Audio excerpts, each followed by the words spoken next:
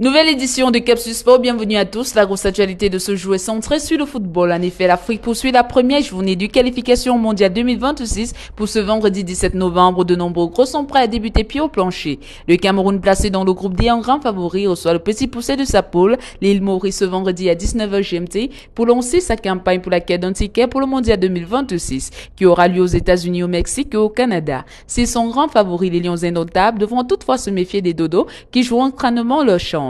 Les Cameroun visent une 9e participation au mondial. Rigo-Besson doit se remuer les méninges pour trouver sa ligne d'attaque. Vincent Aboubakar et Choupo-Moting sont forfaits. Par ailleurs, le sélectionneur devra aussi faire sans Olivier Kemen au milieu et Harold Moukoudi en défense. Il faudra donc se montrer inventif pour faire son 11. Dans l'autre rencontre de cette poule, on a eu droit à Eswatini Libye à 13h GMT.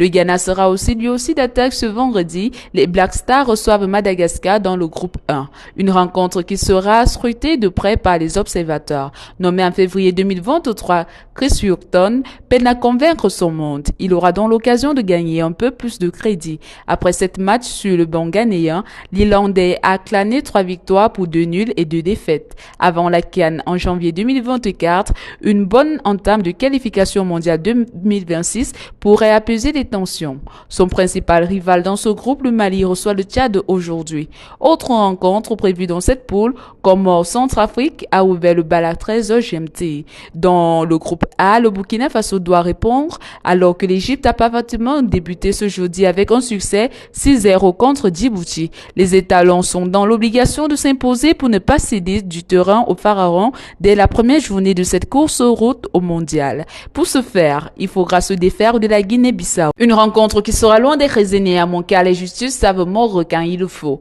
D'autres grosses écuries veulent aussi marquer leur territoire et s'offrir toutes les chances d'aller au mondial 2026, les Côte d'Ivoire et les Seychelles, tandis que la Tunisie se frotte à Sao Tomé et Principe dans le groupe H.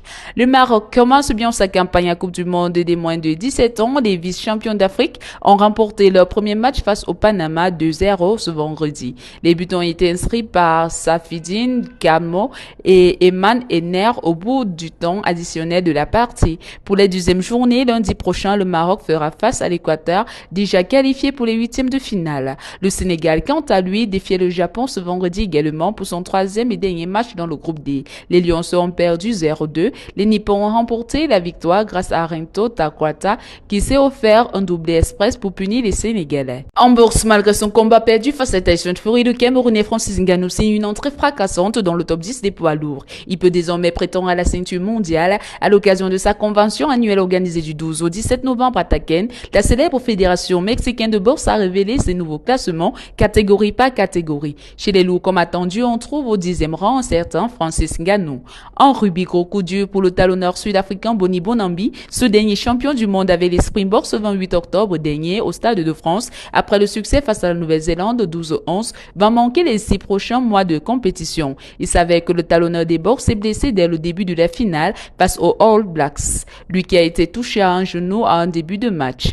À handball, le tirage au sort de la prochaine CAN 2024 de handball a été effectué le 15 novembre. La 26e édition se déroulera du 19 au 29 janvier 2024 au Caire en Égypte.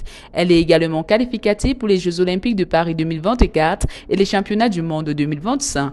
La composition des groupes prévoit dans le groupe A, Rwanda, Zambie, République démocratique du Congo, Cap-Vert. Dans le groupe B, Congo, Cameroun, Guinée, Égypte. Dans le groupe C, Libye, Gabon, Algérie, Maroc. Et dans le groupe D, le Kenya, le Nigeria, l'Angola et la Tunisie. Fin de cette édition du Capsus Sport. N'oubliez pas d'activer la cloche de notification si vous êtes déjà abonné à la page pour ne manquer aucune actualité sportive africaine.